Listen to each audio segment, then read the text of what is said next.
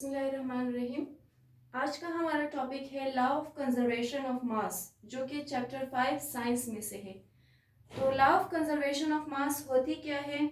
इस कानून के मुताबिक ये कहा जाता है कि जब भी आप किसी भी रिएक्शन के दौरान, ठीक है, किसी भी रिएक्शन के दौरान ना तो आप मैटर बना सकते हैं, ना ही मैटर को डिस्ट्रॉय कर सकते हैं। हाँ, सिर्फ होगा ये उस रिएक्शन में कि उनकी प्रॉपर्टीज और उनका कंपोजिशन चेंज होगी, ठीक है। यानी कि अगर जो भी चीज लाइक H2 + O2 ये दोनों अगर रिएक्ट करेगी तो वाटर बनेगी। तो यहाँ पे हाइड्रोजन की का वजन रिएक्टेंट में जितना भी होगा, वाटर में भी हाइड्रोजन का वजन उतना ही होगा। और ऑक्सीजन में रिएक्टेंट का वजन जितना होगा, रिएक्टेंट में ऑक्सीजन का वजन जितना होगा, प्रोडक्ट में भी वहाँ पे ऑक्सीजन के उतने ही वजन होगी। यानी आप ना तो मतलब यहाँ पे जितनी रिएक्टेंट में हाइड्रोजन और ऑक्सीजन है, आपने प्रोडक्ट में भी उतना ही आप इसको हासिल करेंगे। आप कभी भी उसको खत्म नहीं कर सकते, ना ही उसको नया बना सकते हैं, ठीक है। तो इसकी मिसाल यहाँ पे एक आपको एक्टिविटी में दी गई है। आपको कहा गया है कि आपने एक कॉनिकल फ्लास्क लेनी है। जो 3 कोनों वाली आपके पास एक फ्लास्क होती है, उसको आप कॉनिकल फ्लास्क कहते हैं, ठीक है। जिस तरीके से इस डायग्राम में भी आपको दिखाई दे रहा है। एक कॉनिकल फ्लास्क आपने लेना है, तो उसके अंदर आप पहले क्या डालेंगे? सोडियम क्लोराइड का सॉल्यूशन आप डालेंगे। सोडियम क्लोराइड आपने लेनी है और उसका थोड़ा सा अमाउंट आप इस फ्लास्क में डाल देंगे।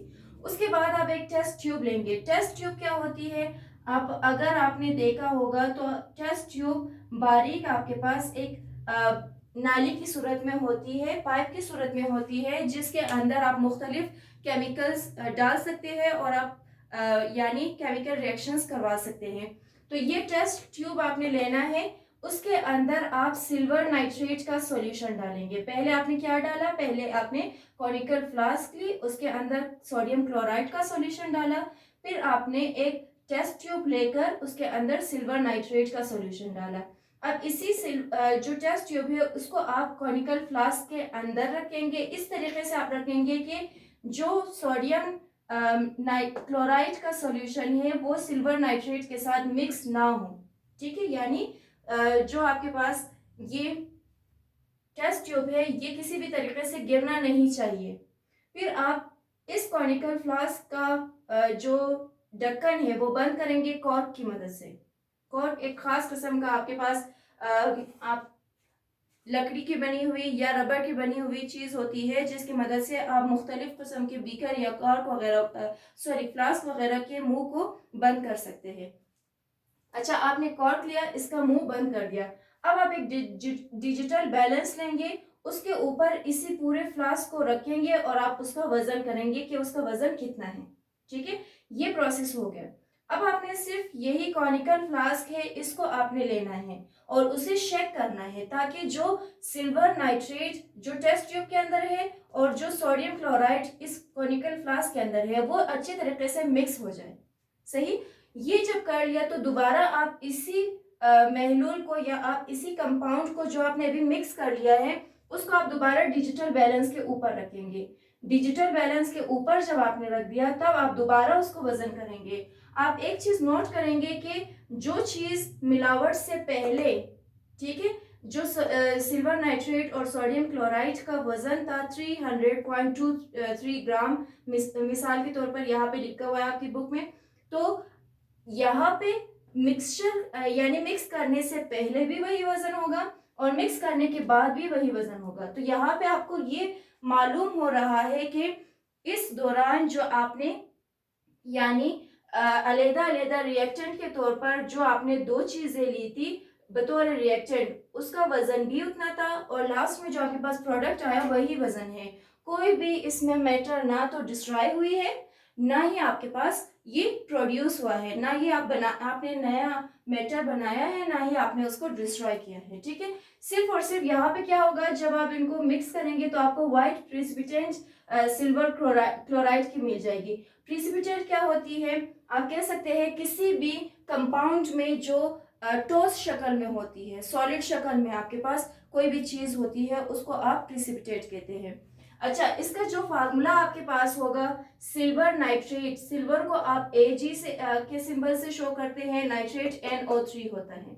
Silver nitrate plus sodium chloride यानी Na सोडियम का की सिंबल है और Cl क्लोराइड की सिंबल है।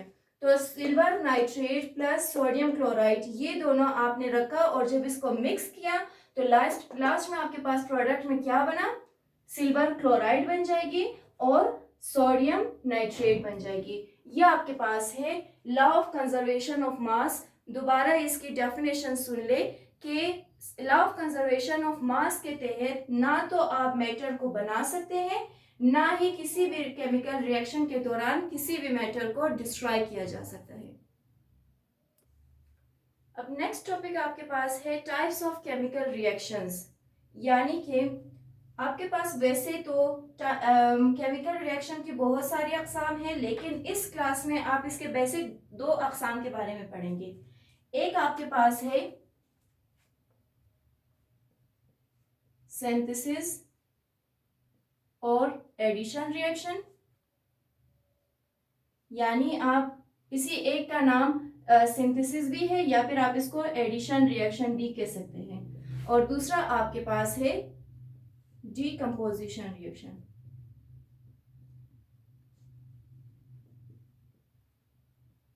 ठीक है, ये 2 आपके पास केमिकल रिएक्शन की टाइप्स हैं।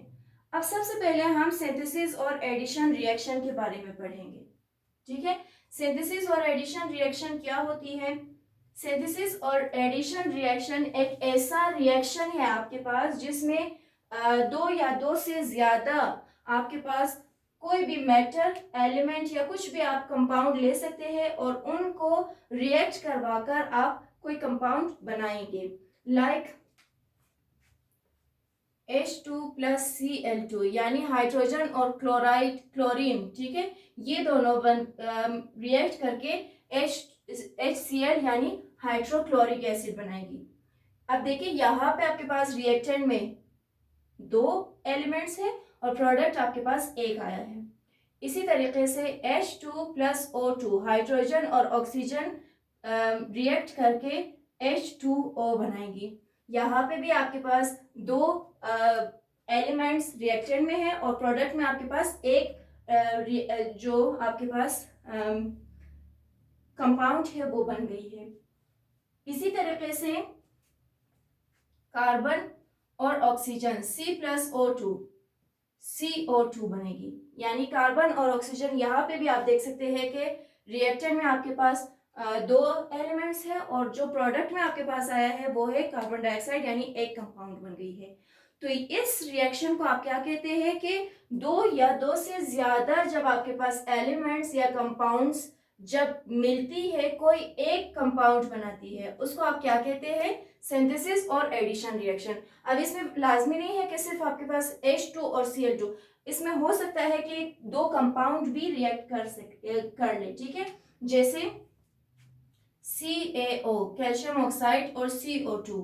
ठीक है, कैल्शियम ऑक्साइड और कार्बन डाइऑक्साइड दोनों जब आपस में रिएक्ट करेगी तो कैल्शियम कार्बोनेट बनेगी, CaCO3 कैल्शियम कार्बोनेट। यहाँ पे देखिए एक कंपाउंड CaO है कैल्शियम ऑक्साइड, दूसरी कंपाउंड आपके पास है कार्बन डाइऑक्साइड।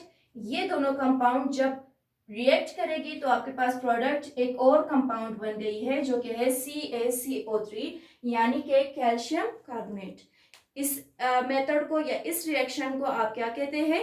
सिंथेसिस और addition reaction. Okay, second type आपके पास है डीकम्पोजिशन रिएक्शन या डीकम्पोजिशन रिएक्शंस। ठीक है, ये कौन सी रिएक्शन है? वो तमाम केमिकल रिएक्शन जिसमें कोई एक कंपाउंड, ठीक है, कोई एक कंपाउंड होता है जिसको या तो हीट दिया जाता है या फिर इलेक्ट्रिसिटी उसमें से पास की जाती है और वो छोटे छोटे कंपाउंड्स या फिर छोटे छोटे एलिमेंट्स में डिवाइड हो जाती है। जैसे कि आपके पास है CaCO3।